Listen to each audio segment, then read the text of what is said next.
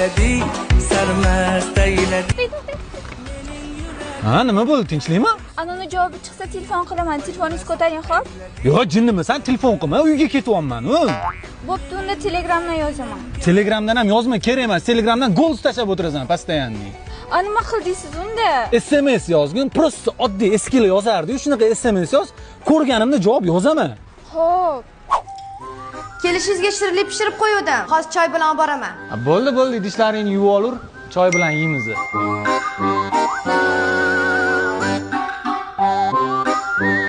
Anaqa sen shirinliging bilan choylaringni tayyorlab turman, kirib tez chiqaman. Qayerga ketyapsiz? Choy damlayapman.